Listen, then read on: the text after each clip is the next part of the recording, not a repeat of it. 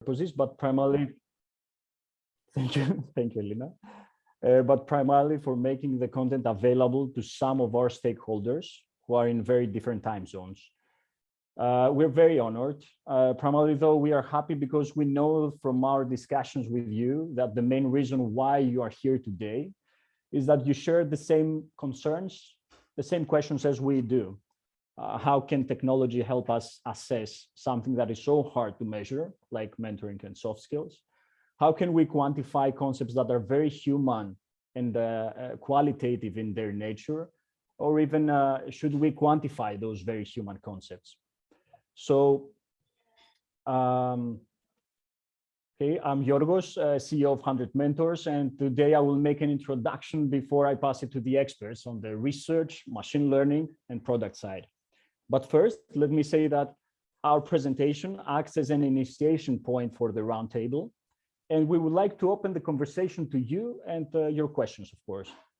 Plus, we will be glad to hear from you about the best practices that you've seen implemented in your learning communities and how you deal with those big questions that I shared in the beginning.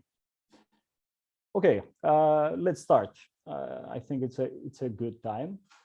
We always start with our mission, why we do what we do. In the center of our circle is our why, the problem and the mission statement. The problem that we solve is that talent is everywhere, opportunity is not. And our mission is to democratize opportunity. And we do that through mentoring, of course. But democratizing an opportunity or mentoring is a bold statement, and we know it. So let's narrow it down. First, let's put some context in our conversation. We usually have a clear context where mentoring takes place. And this can be in trainings, when we speak about companies, courses, career orientation in schools, upskilling or reskilling programs in non-formal education settings. So this context is the theory or the what on this circle. And this what is the information taught by teachers, trainers, or instructors. Then we have the how you apply the what that you learned. And of course, then it's the why you do what you do. Mentoring is usually positioned in the intersection of how and why. And as you will see, as we move on with the presentation, in 100 Mentors, we empower learners to ask the so-called why questions. So we empower them to move towards the core of the circle rather than asking what questions. We urge our learners, if they have what questions, to Google them and save time from our mentors, but also build stronger human connections through deeper, more powerful questions, I'm sorry.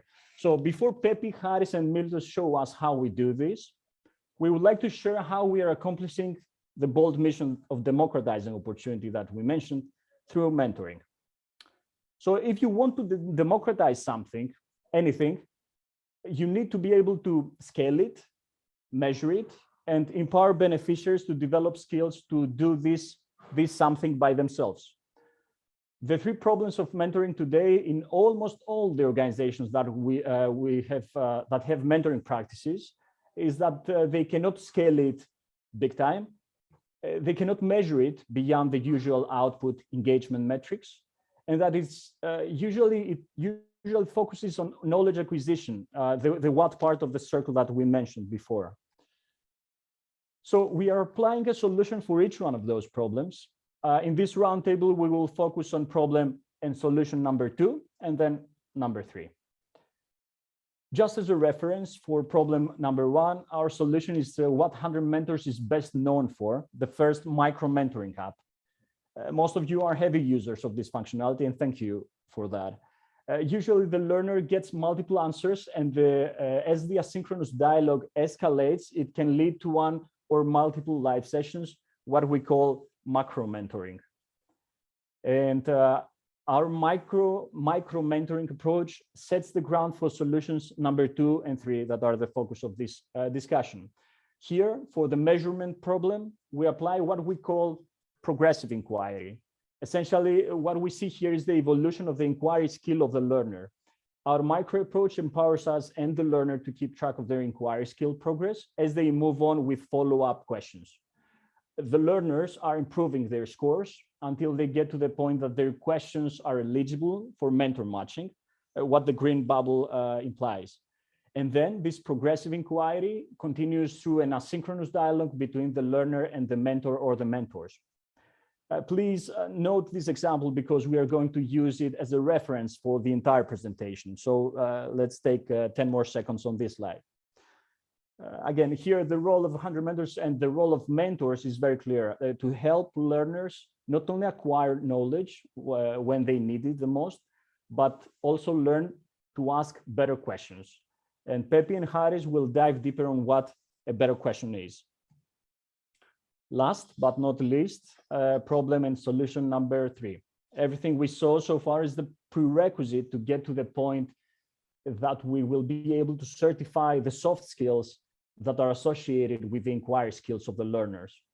On the right-hand side, we're getting to the point that the learner will be able to certify her critical thinking or problem solving and claim a badge in the same way that she places a hard skill certification on her LinkedIn profile.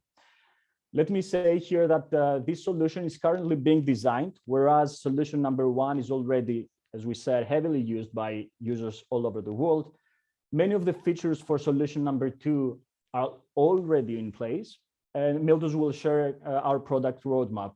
But before that, Pepe and Haris will address the big challenge of assessing the questions and then automating the assessment process so that we will be able to get to this point, to solution number 3. So Pepe, the stage is yours.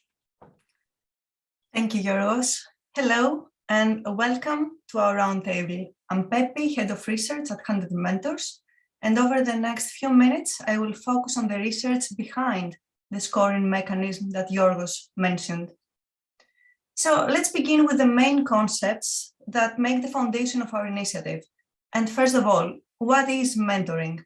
Of course, there is no single definition for that, but at 100mentors, our mentoring approach is twofold. For us, as you can see in the first box, mentoring can assist the learner's inquiry skill development in a way that offers a permanent gain. As for the second box, we see mentoring as a way for the learner to acquire knowledge, which, however, is usually temporary. So far, the most prevailing characteristic of mentoring is the transfer of knowledge, usually from a senior to a junior.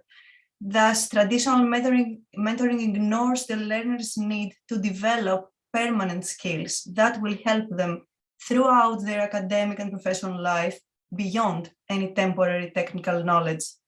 Our mentoring approach is focused on learners' real-life questions that can challenge mentors' answers.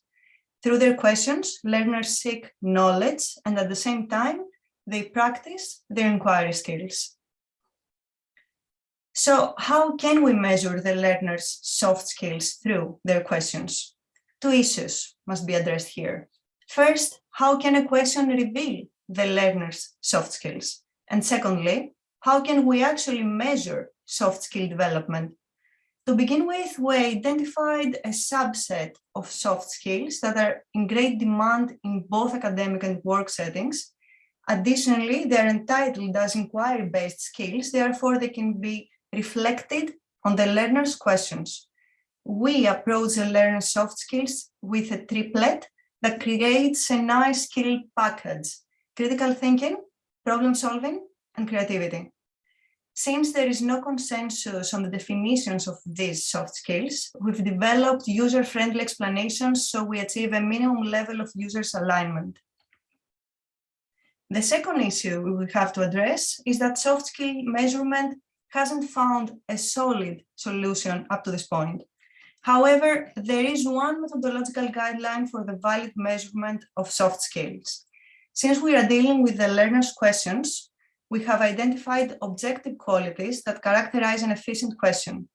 From the pertinent scientific literature, we choose a triplet that is powerful enough for assessing a question's quality for effective knowledge seeking in all domains. This model has been introduced by Dr. Harry Stockhoff, and it's a great honor to have him participating in this roundtable today. His model includes the components of a question's relevance to the topic, the question's feasibility to be researched and answered, and the learning potential for the person who asks.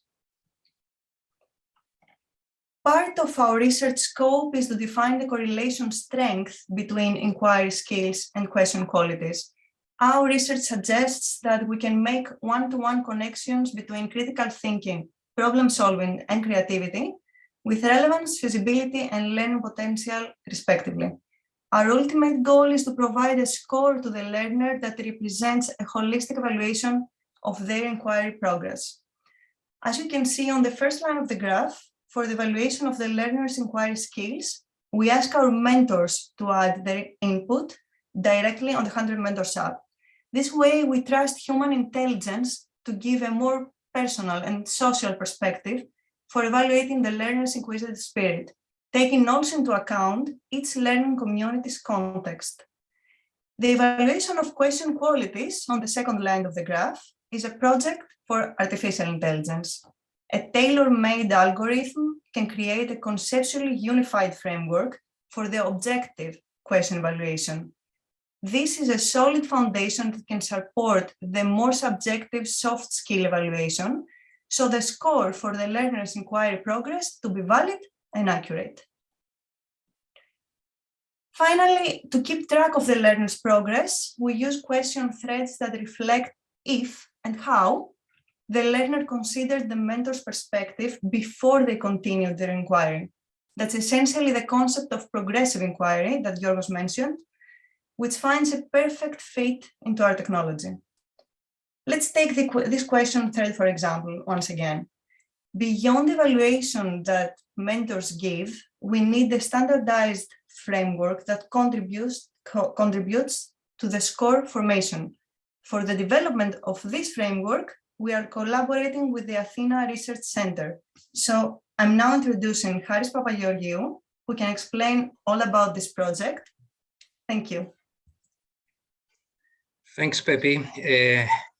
As Yorgos and Pepi alluded to, we conceive, we envisage, if we go to the next slide, we envisage this question scoring and the problem in a three-pillar conceptual foundation in terms of critical thinking, in terms of problem solving, in terms of creativity. So we need good proxies, we need good indicators and the computational framework that will encompass all these three pillars in a computational way. So here is the general computational framework.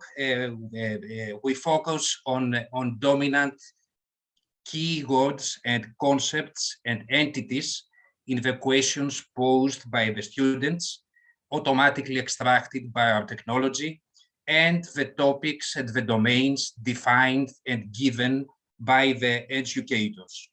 We further define the relevance score, and the relevance score is actually a proxy for critical thinking and efficiency, establishing connections between the concepts in the questions, the topic terms, and the knowledge graph, on which I will come back later in a minute. The second one is the feasibility score, and the feasibility score is catering for and capturing the depth or the breadth of a progressive inquiry. The more specific a question is, in terms of concepts and the relations that are needed in order to address the question, the smaller the subgraph returned by the system, presupposing that the learner is already familiar with the basic concepts underpinning the subgraph and buttressing the learner's knowledge. This is the critical, the tricky point in how we bridge computationally the conceptual framework.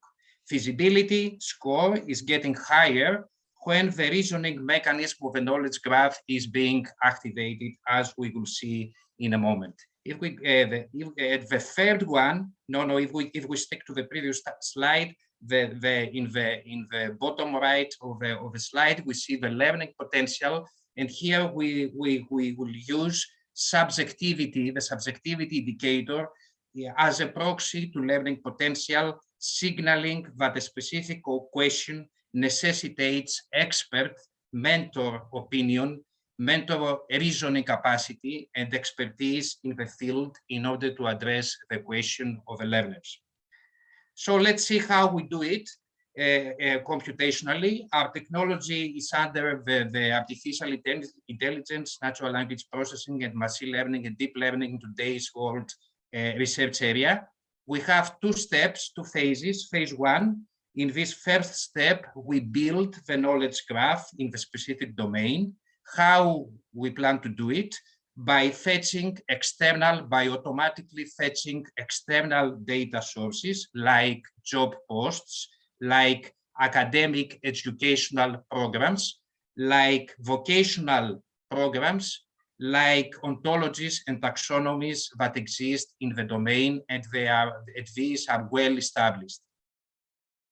Then the next step is to apply our natural language processing tools in order to extract concepts and entities and their relations, and finally build the knowledge graph, whose nodes, in this knowledge graph, the nodes are typed concepts and entities. At the edges, the links between the nodes are typed relations between these concepts and entities. At the next step, if we go to the next slide, at phase two, given a specific question and a specific topic, this is how we define question and topic context.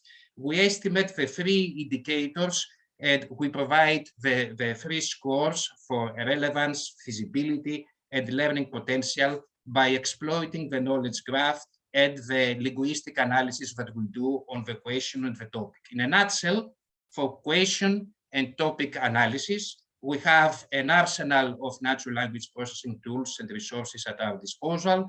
And for question answering and knowledge graph reasoning, we do have our state-of-the-art at NRC. We have a state-of-the-art question answering system previously developed in the biomedical domain, and this will be our baseline.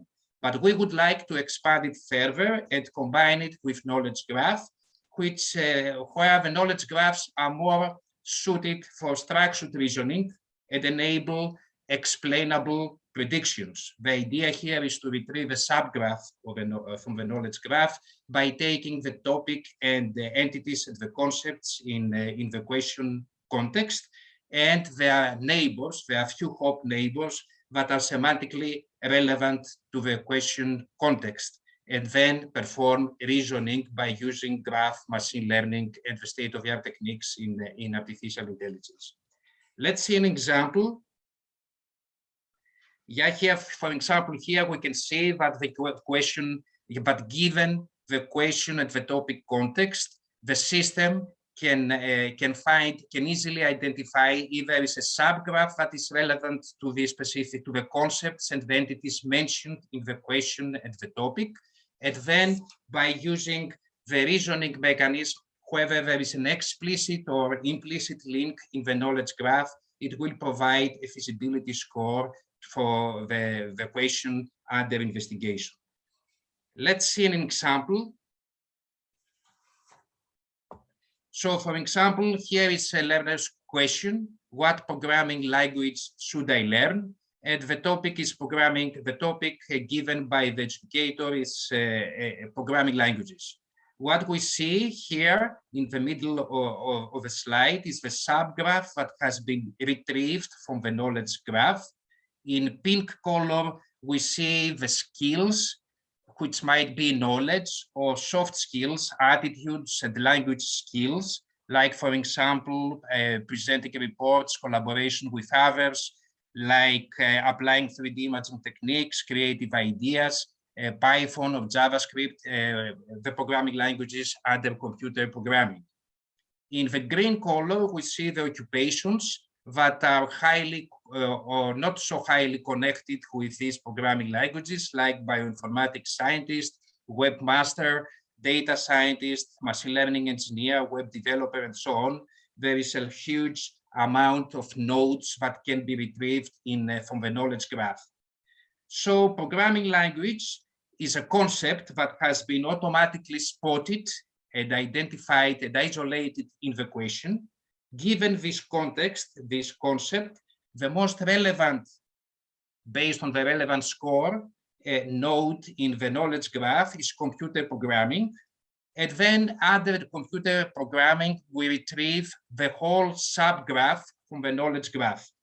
What we can observe here is that there is no context related to skills or occupation. The question is actually a little bit generic or vague.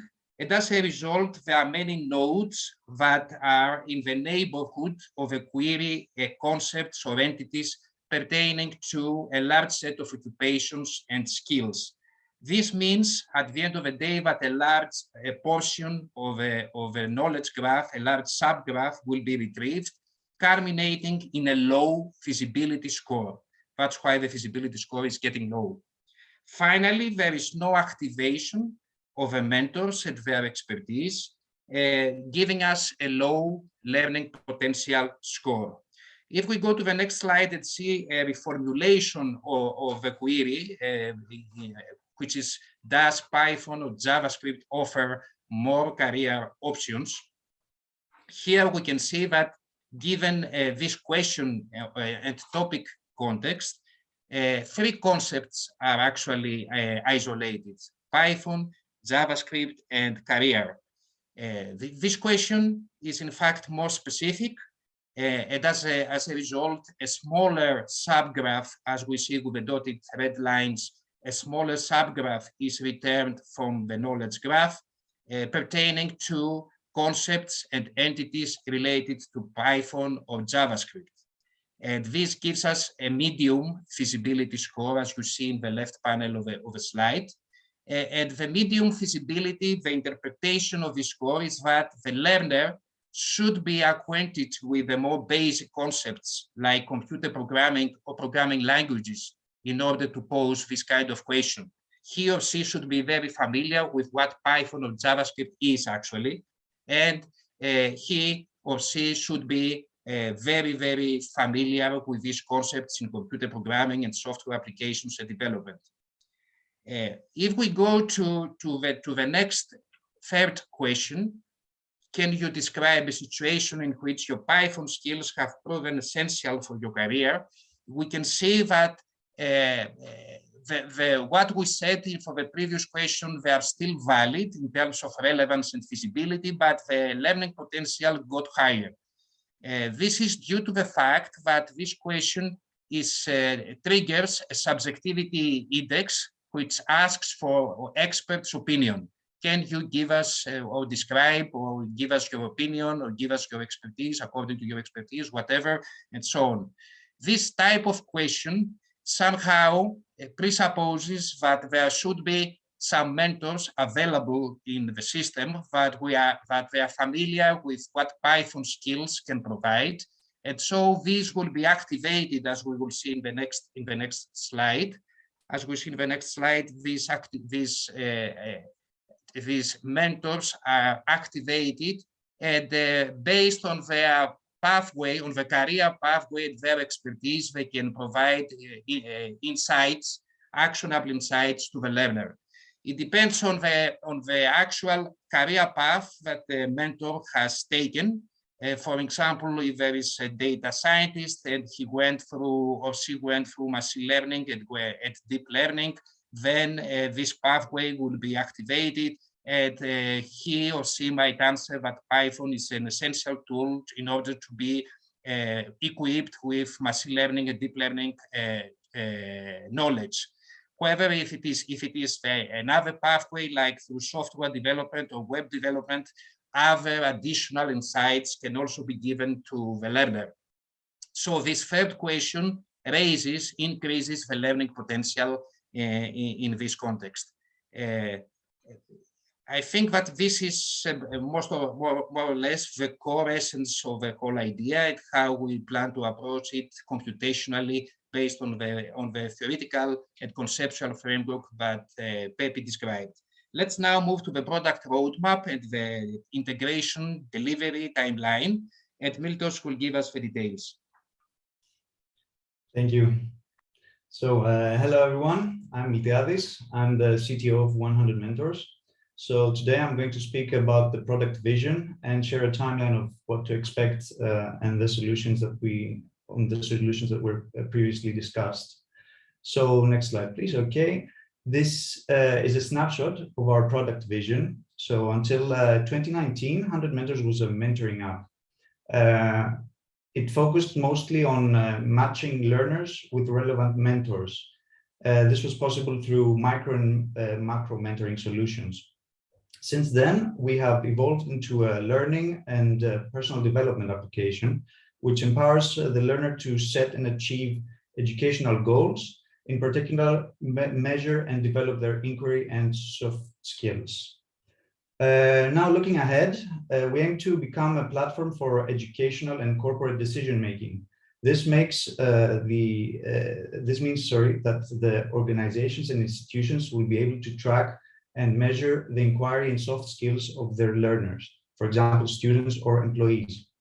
As a result, it will enable them to identify their learning gaps and deficiencies and take those into account in their HR or L&D decision-making. So these are incremental solutions that respond to the mentoring problems that Yorgos mentioned in the beginning: scalability, measurability, and skill development. So here, the product so far.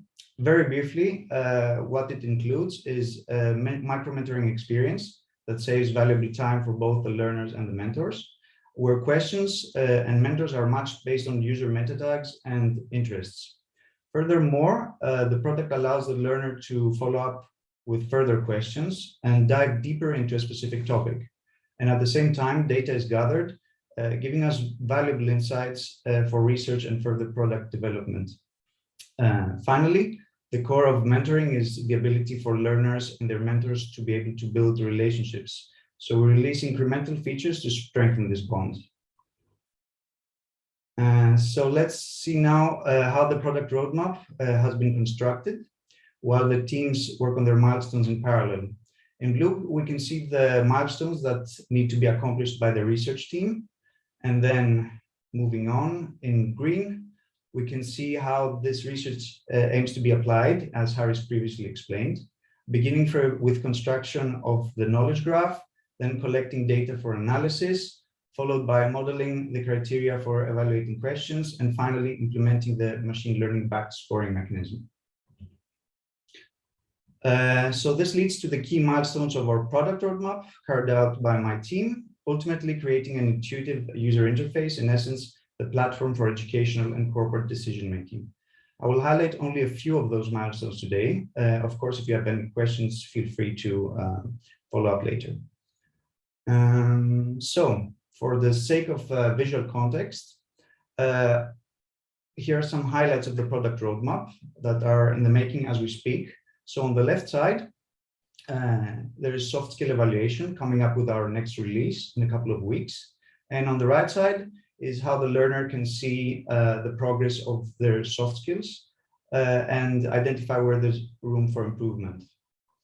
And last but not least, starting from the first quarter of 22, apart from being able to see their progress, learners will also receive automated tips at every stage of their inquiry. So the user experience actually remains the same, but we add automation to the scoring mechanism. This means that the feedback is offered instantly and at scale. Thank you, and I look forward for any questions you might have. So thank you, Milton. The bottom line is that the questions that reach our mentors are the ones that are worth of the time of our mentors and their human intelligence. After all, we deploy all this research and technology so that we save time from humans, mentors and mentees, from asking and answering questions that they can Google, as we said. At the same time, we are doing something even more critical. We are empowering them to develop the so-called 21st century skills that Pepe talked about. So that's the end of the presentation. I think we made it and we kept it below 30 minutes. Congrats, guys. Let's now open it to you and your questions. Again, thank you so much for your time and attention. We have representatives from all over the world, and from our partners from, I can see a lot of you from Brown University, Stanford.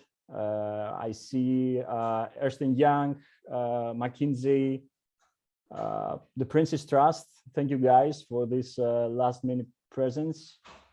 So please use the raise hand function.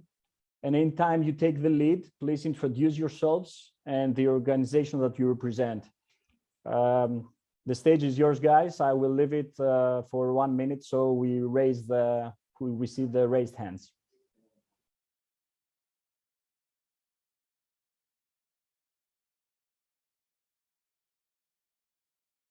So we have one hand that has been raised.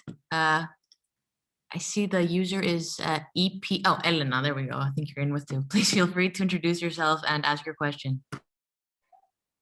Hi, so my name is Evangelos Pastas. I'm one of the investors at the 100 Mentors. So I have a few questions, mostly around like the technical aspect of the machine learning component. So first of all, thank you so much for the presentation. It was fantastic, both from a product perspective and you kind of delved into the technicalities, which is exciting. So like, you mentioned all these things about the graphs and everything and how you find relevance between like the topics and the questions, etc. Like, so like how,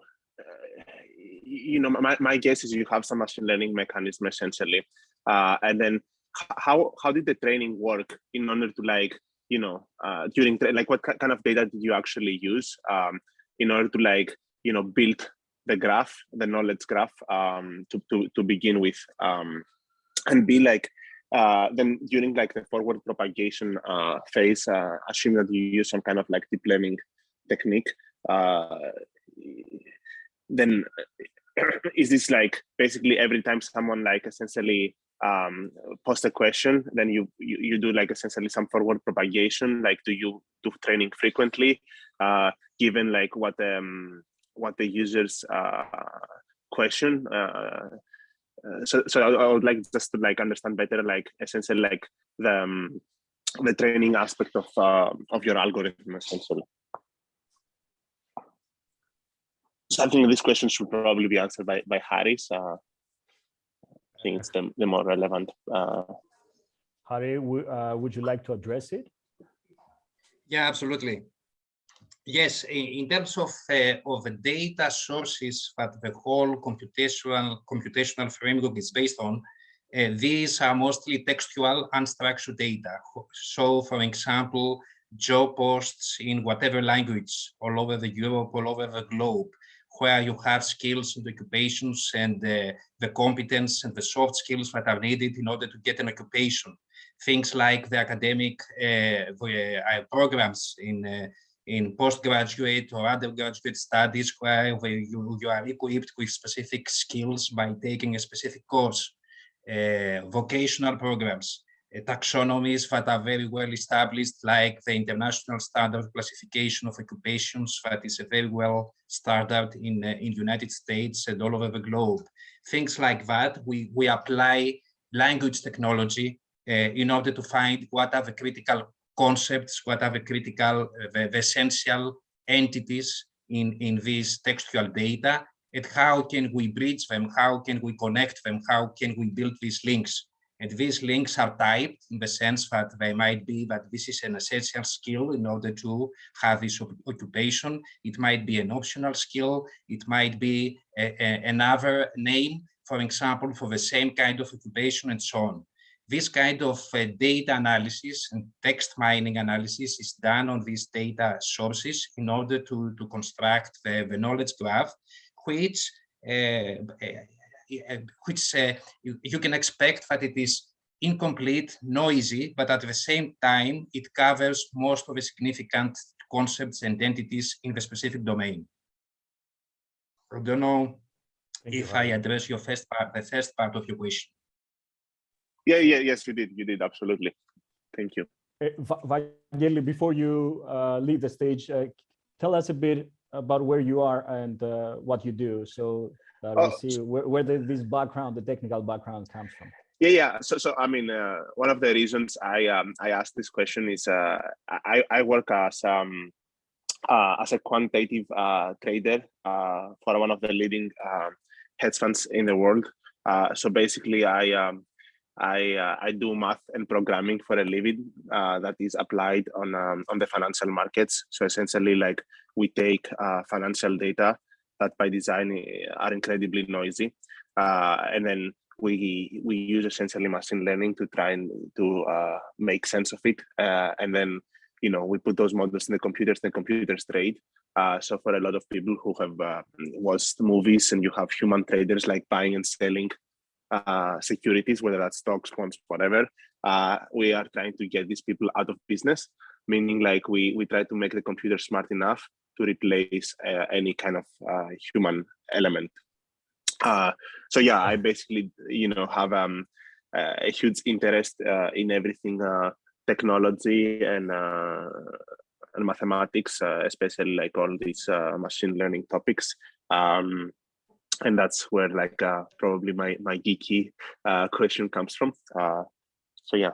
Vangeli, thank you so much, and thank you for all your support. The question was pretty accurate, pretty good, and thank you, Haris, for addressing it. I see 3 more hands. Thank you. And but before that, I took a note from. Do we have Tom here? Yes. Hey, Yorgos. Hey, Tom. So just a brief, because Tommy has to leave in a couple of minutes. We had the opportunity to work with Tom and Ernst & Young through the Ernst & Young project back in time.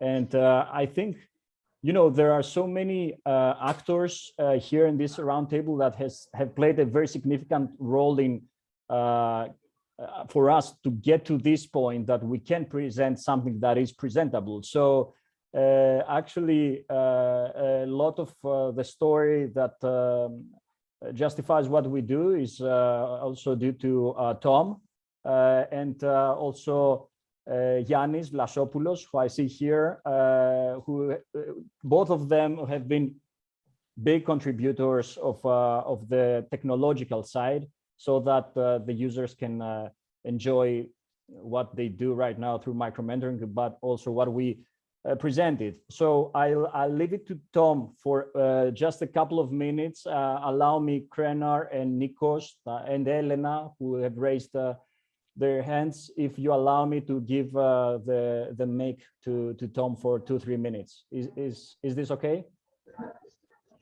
Thank you, guys. Tom, the stage is yours. Thank you so much, Yorgos, and thanks everyone for a fantastic presentation.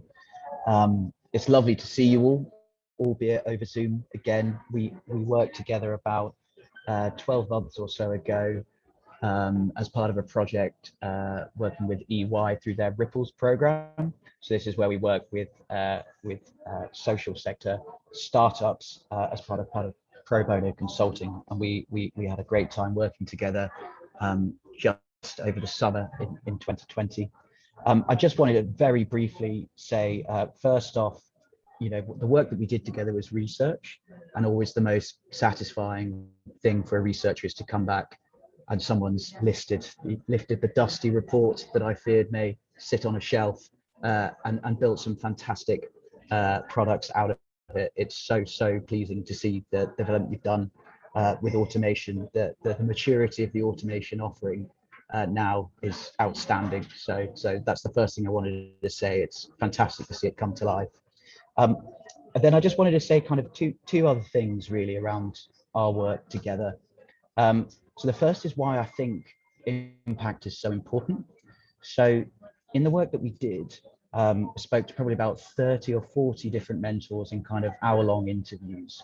People that have done mentoring via 100 mentors, people that have done mentoring elsewhere, or people that have never mentored. And I can tell you that understanding impact was either the top 1 or the top 2 thing to mentors. It was more important than what they were talking about. It was more important than how they said it. It It was more important about when they said it.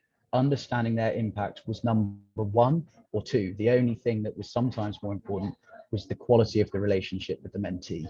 So I think it's fantastic to see you guys focusing on impact. And then just in terms of why I see 100 Mentors as such a fantastic organization and why the work they do is so critical. I think you guys are really at the apex of three trends. I think first is the trend to digitization in education. We worked together during the height of the COVID pandemic when a lot of education in a lot of the world was non-existent. And I remember speaking to people working with students where 100 Mentors was their only education for the week. And that really does bring home, particularly in the pandemic, how it's accelerated that move to digital. Secondly, I always loved the culture of 100 Mentors, academically curious, commercially rigorous, the perfect combination of many an organization, I think. And then lastly, the market is there. The other key conclusion from our work is there are so many mentors and mentees that see value in the work that you guys do. There's so much opportunity to grow and develop. So I really hope that you guys are able to scale in the way that I know you can. And I really look forward to hopefully working with you guys again, now that I've left EY, I'm freelancing, but I look forward to working with you again and look forward to more conversations like this, talking about the fantastic work you do. Tom, thank you so much. You've set the pace for us for user interviews and so much more. And of course, thank you to all the Ernst & Young people that are in this roundtable as well. Please feel free to raise your hand to ask questions. So Yanni, we will let our guests to ask questions. I will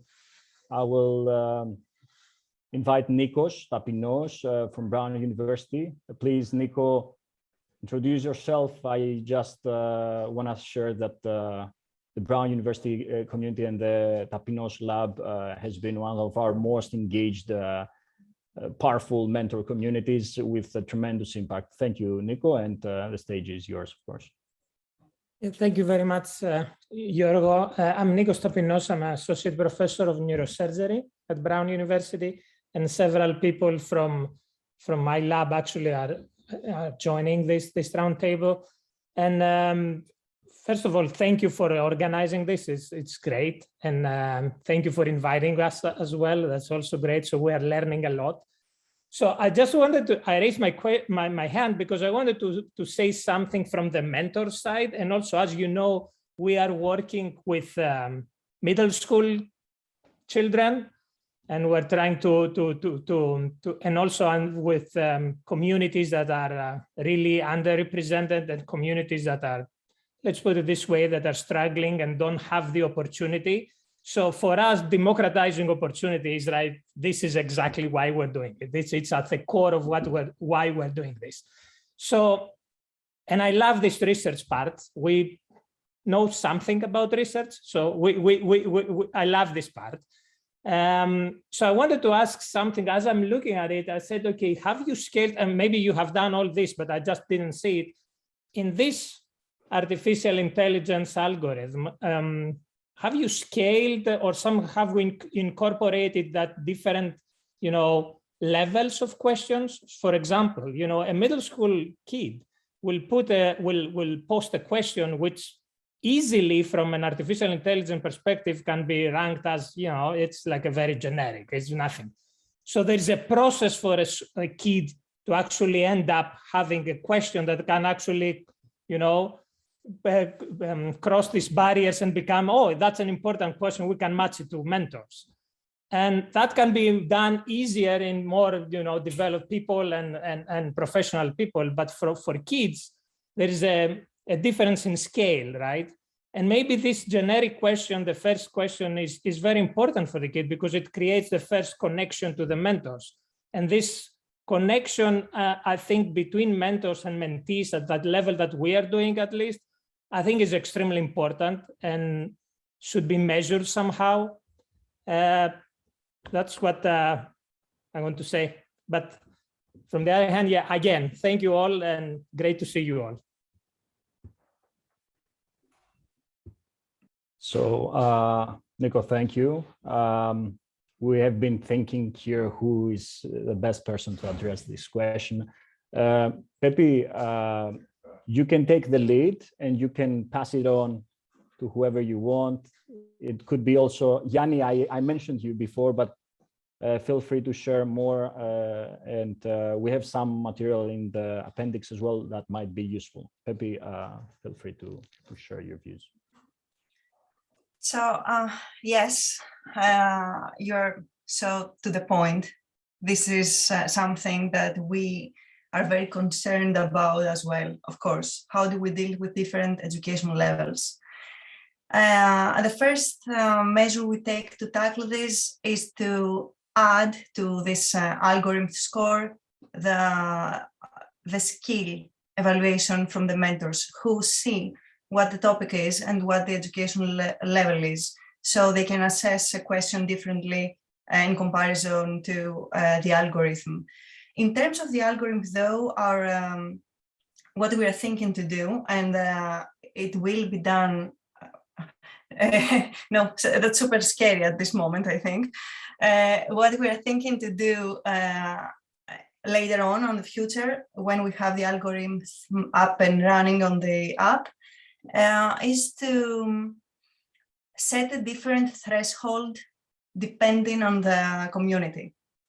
So we assess that this educational community is about children between ages, let's say 6 to 12. So the threshold cannot be the same as the one for vocational education or the one for adult lifelong learning. This way we can do normalizations, experimentations, of course, to see how it works, and it will not be necessarily unified throughout the communities. And we have the algorithm that can be adjusted, and we also have the human intelligence that says that when a learner asks what is light, is different if the learner is 6 years old and it's 16 years old. So yes, we will definitely take this into account, mostly because the reason you said, we want to encourage learners to ask, not to close the door in their face. Our mission is to make them better inquirers. So we welcome questions. We will try to make the best research-wise in order to provide a very valid evaluation to their endeavor to be better inquirers.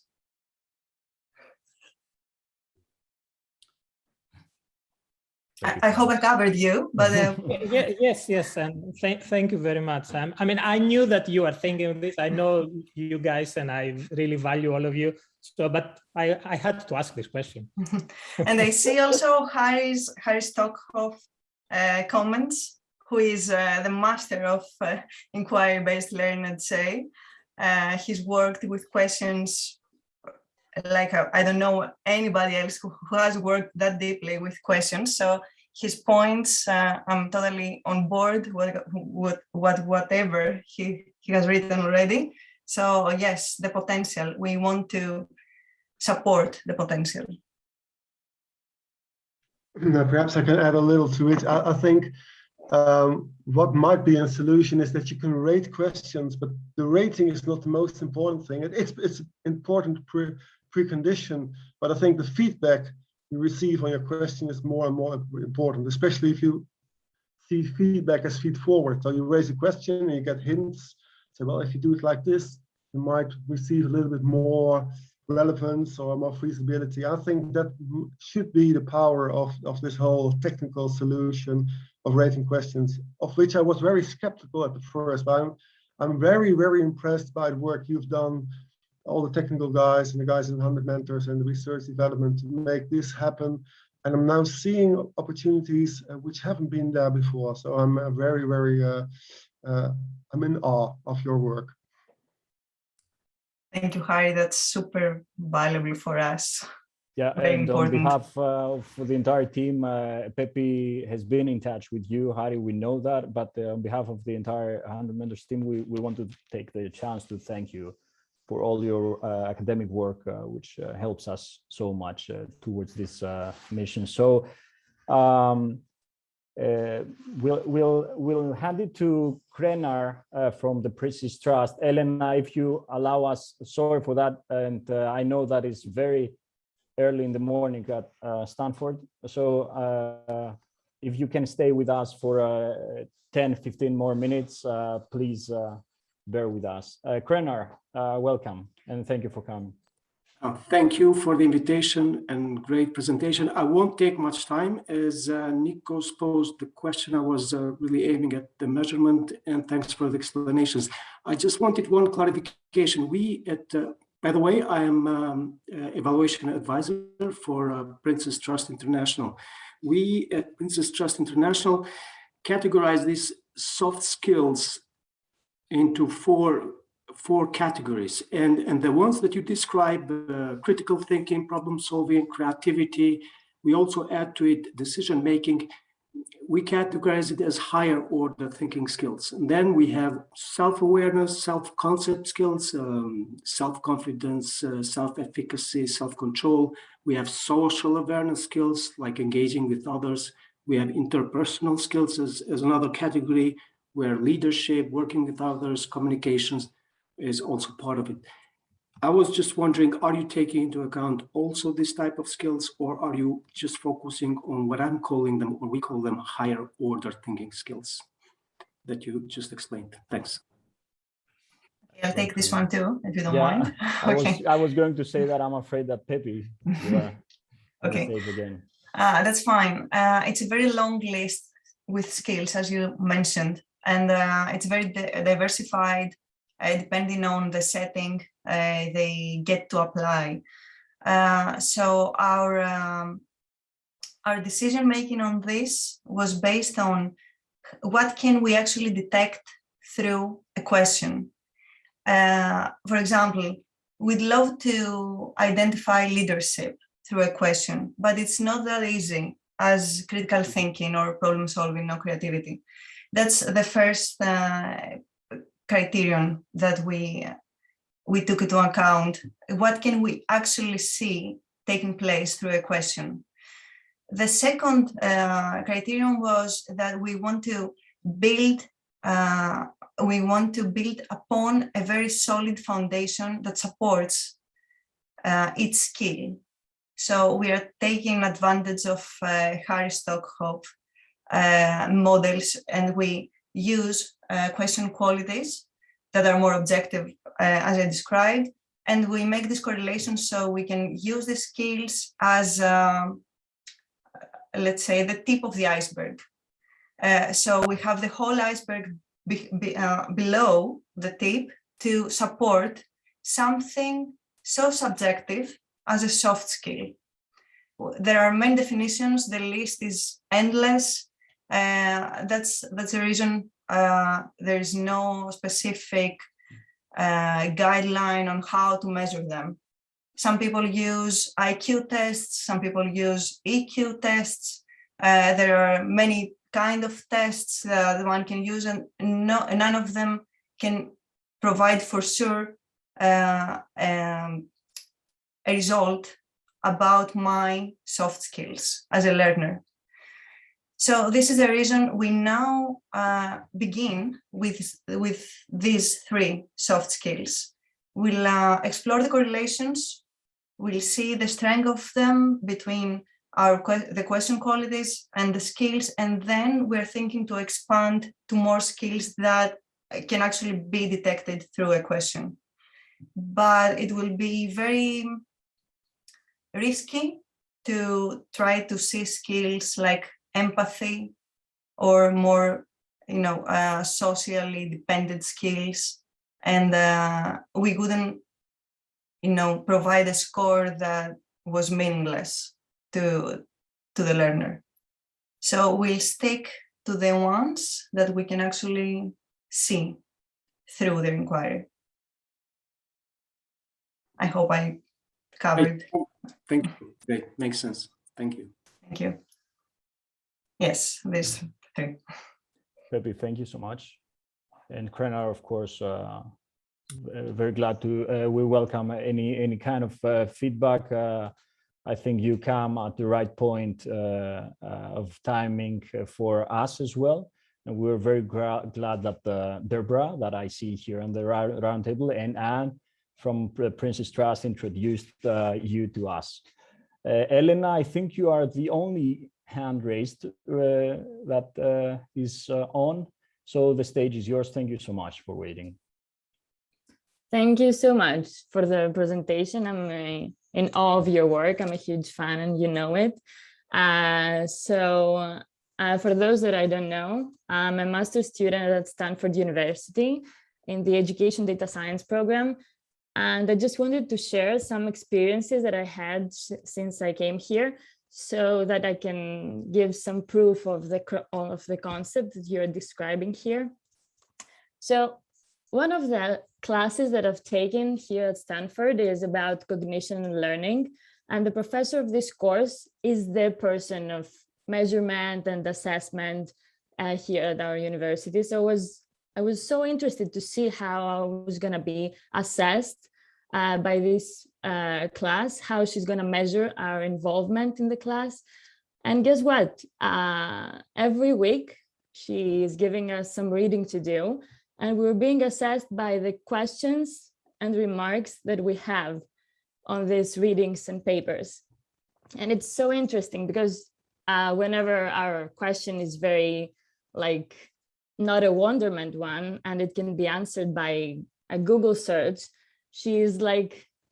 her answer is like, Google is your friend, Google it. So it's something very similar to the low score that you're describing here. And what she does is that she's selecting the best questions from the students, and she brings these questions to the class so that we can discuss further. And what she wants is that we can relate to the topic that is being discussed, and that we can trigger her to use her experience, her expertise to further assist our learning and give answers to us. But she's not always able to give answers, but she's so fine with that. And my question is, how can the product development that you suggest further assist in choosing these best questions? And how can the feedback that the app provide be in comparison to the one that the professor already shares?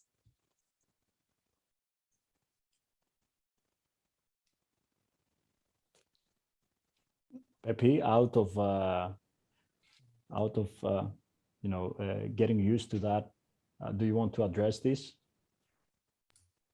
Okay, yes, briefly. Hello, Elena. We are fond of Elena as well at 100mentors. It's a back and forth relationship with her. And I have to say, she's a brilliant young researcher. We are very happy she's here with us today. So about your question, first of all, I'm thrilled that a professor at university chooses to assess her students through their questions. That's so progressive of her. That's so different from the way professors usually assess, especially in university, I'd say.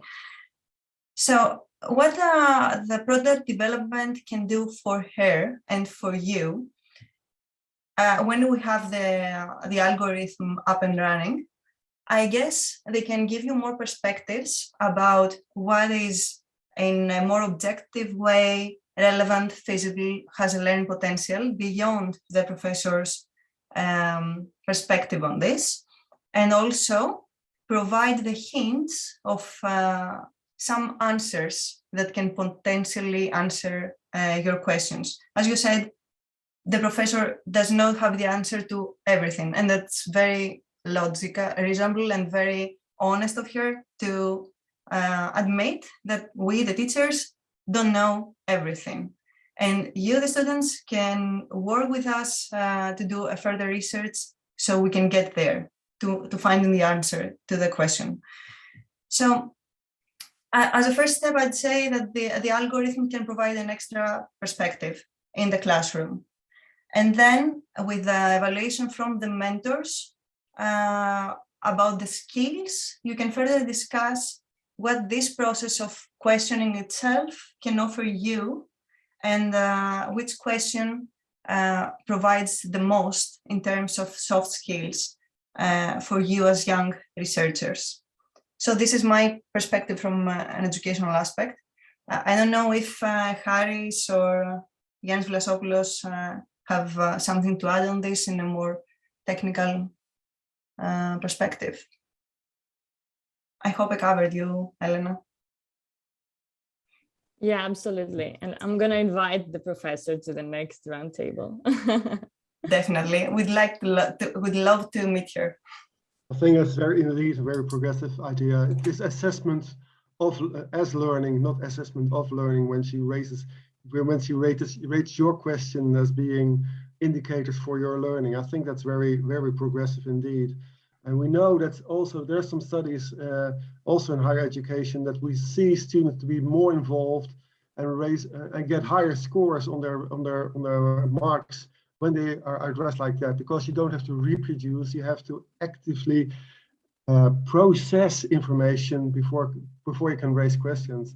And I think in time, if the algorithm is good enough, you can also find you get some feedback on how good your question is, because if you don't see that yourself, the system could help you to be more aware. Hey, well, this is a type of question I raise a lot, but it doesn't have that much feasibility. Well, I get some tips, and I can change my questions, and I can see from the system that my questions have improved in that aspect. So that would be very interesting, and we should investigate if that's really happening with because it's all. This is groundbreaking, pioneering work, and we have to see what will work and what will work not, because we work with humans anyway, and sometimes they're not that predictable as we would like them to be. So we'll see. Thank you so much, Elena, for your question, and Pepi and Hari. I think Yanni. Yeah, if I may add to this, Yorgos. Certainly, thank you, Hari. The question. So there are many ways of how the system can contribute. For example, let's say that we have some learners that are not so competent in the way that they formulate these questions. So there may be no competent, and they have no competence in terms of syntax or semantics. They are not familiar with the terminology in a specific domain. So or they don't have a communicative devices of how to reach the mentors in a more efficient and effective way.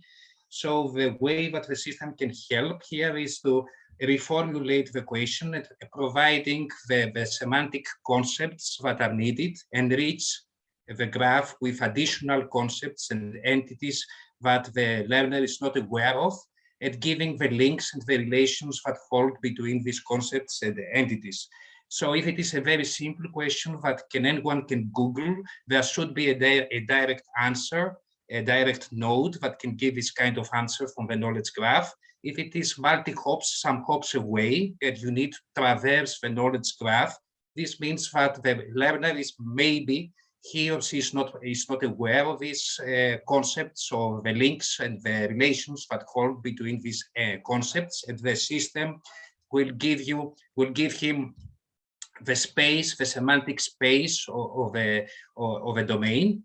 And if it is not possibly in the knowledge graph, this means that this is very correlated, I guess, with the cognition, because it asks for a sort of inference and reasoning mechanism to be activated from the learner's perspective.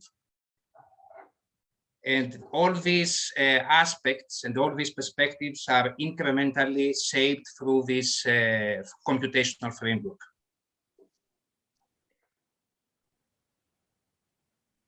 Yeah, actually, if I may add just one thing, related also to the formula that just kind of magically passed earlier on. Yorgos, you had this slide with this formula.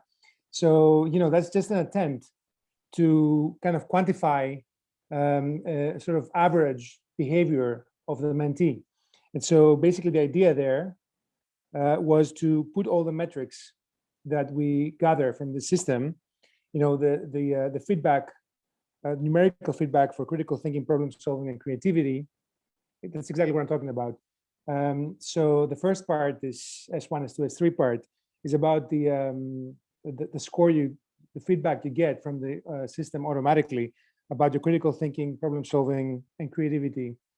And then the other part of the system, the other indices and the other parameters are several metrics that have to do with your behavior, having to do with the number of questions posted, how your questions have received answers, how many answers they get, and how the answers have been seen from others, and how the answers have been evaluated. So that's another way to kind of like get, I mean, it's much less information than having the individual numbers, of course, but this is at least a way to put together all this information and have some sort of numerical feedback back to the mentee, putting all this different information together. I just wanted to explain this slide, which appeared earlier and has to do with precisely the kind of feedback you give to the mentee.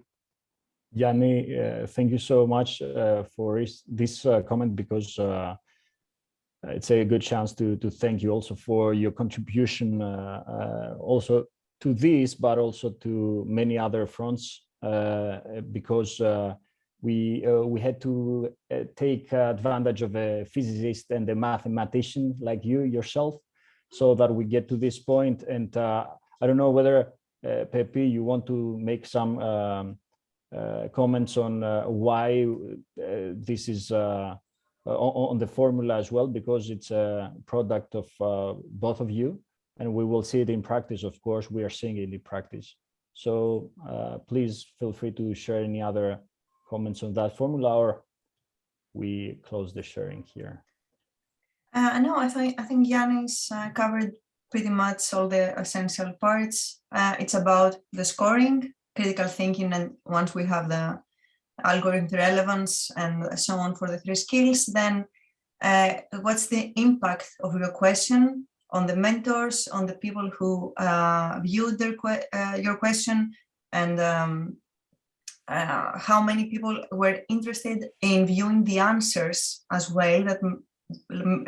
That means that the question was interesting enough so you see all the answers.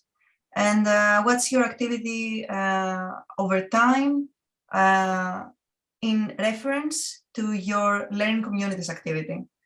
So how many questions you posted, how many follow-up questions you posted, how many answers have you evaluated? So there is a whole unified score that will give the learner, will reflect for the learner their activity as a whole, not only the scoring, but also how much they try and how much they have impacted the community. So that's pretty much it. I feel like I forced it, Pepe, sorry for that, but yeah, there's a lot of work behind that, and actually this is why we blurred part of it, and so that we don't disclose everything. If anybody else has any questions, of course, feel free to ask it here. Let me, in the meanwhile, say that, Krenar, let me say that we will try to get back to all of you with reference points from our discussions here. This is the first roundtable, so we will share some notes also. What we will ask the people that asked questions to share the references that they mentioned, and this is all about sharing knowledge, so that we get to the point that we empower learners to ask better questions, as we said, sooner than later. With this, I'm done, and I'll give you the pass to Krenar. Krenar, you raised your hand. No, thanks. This is really exciting, and yeah, I would like to ask, there's a lot of talk about measuring, and one more thing, I mean, to make this process more democratic, the scoring, has there been thinking, and I think it would help also in algorithm, thinking of combining a mentor score with self-score, and maybe add to it a peer score selected by the mentee, and adding weights to this score. I don't know, let's say mentor score 50%, mentee score 30%, peer score 20%. I believe this is not only more democratic, but through the peer scoring would also add a lot to how to say, to spreading or influencing others to join the program. It's my thinking. Definitely. And of course, if anybody wants to make a comment that from our team or anybody else, feel free. Kranar, the only thing I want to say here is that we are going to take advantage of your experience, and we're going to ask a lot of questions after the roundtable. Any last notes, guys? I don't see any other raised hands. And well, if I can just say one thing about this, about the knowledge graph. Of course, Harris is the expert, but I just want to point out that this is a kind of living organism, and that it grows. And the feedback that you get from the mentors and from the questions which are posed and so on builds the graph. So the graph, the more it exists and the more it's used, and the more the app is used, the more it becomes bigger, and then it becomes more of a valuable asset and a unique part of the company. So it's a big asset, and it becomes even bigger as time goes by. What we know about machine learning, and I'm not the expert on machine learning, but that's what I heard from my colleagues who are experts. That the more data you put into the artificial intelligence, the more valid it will become. And we in fact, we know so little about what is a good question, because there are so many factors which are very subjective, that we need lots and lots of data from lots and lots of sources to finalize and to make those the graphs as valid as possible. So it will take time to make it very, very good. But I think we made a huge step by starting this, and we'll see where this ends. It is a very exciting journey. Thanks, Janis, for your If I can ask something, Yanni, how do you train your machine learning algorithm? Well, I mean, Harris is more of an expert on this, but basically the idea is, I mean, so there are kind of two parts to NLP.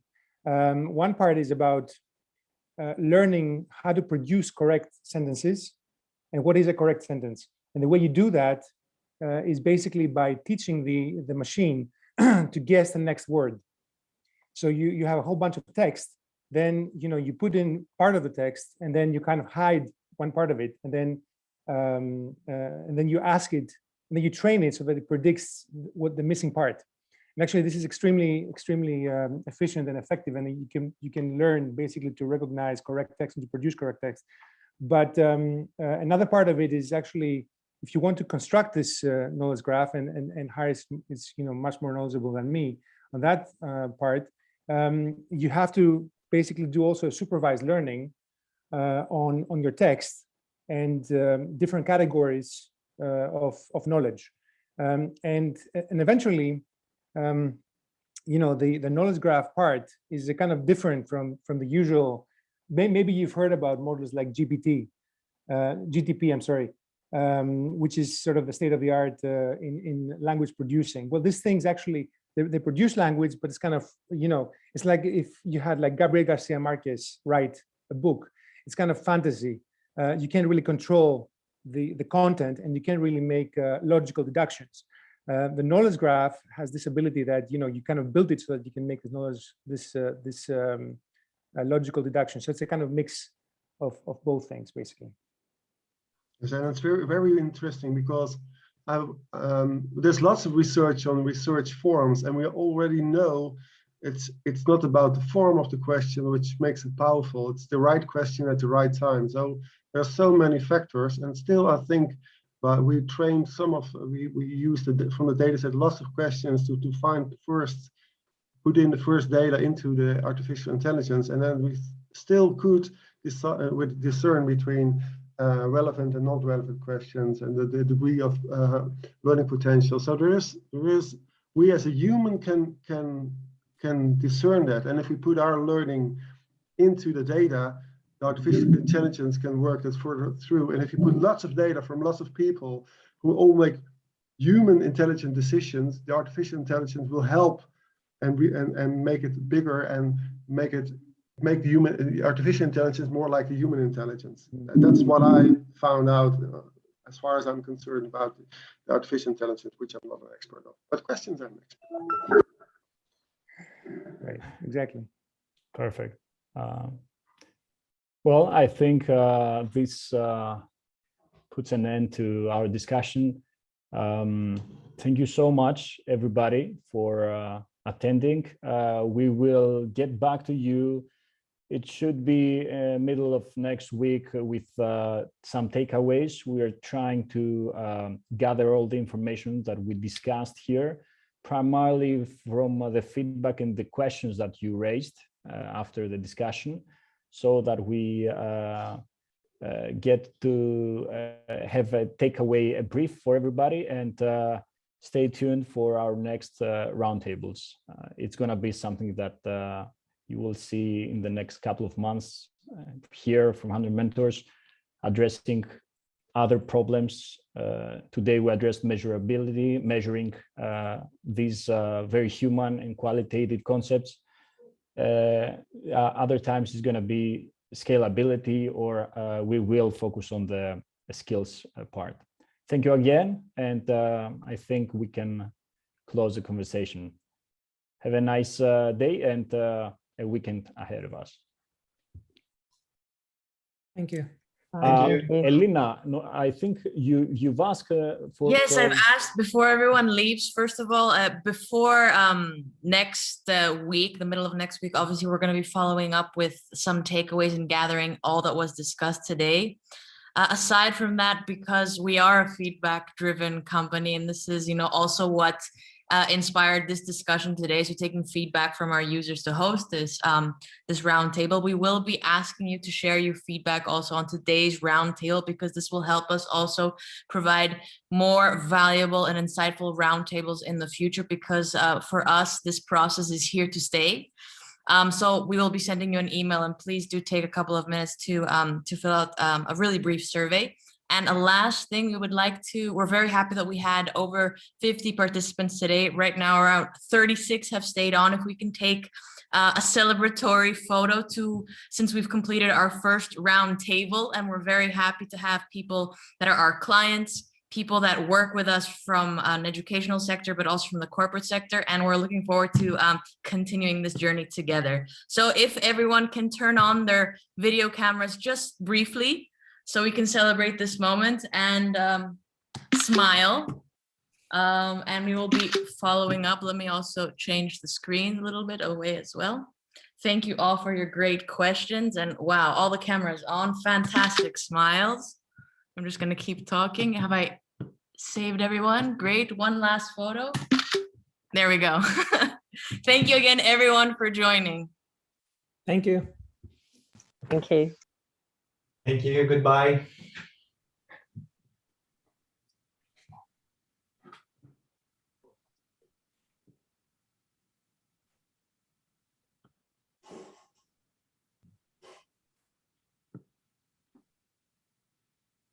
There we go.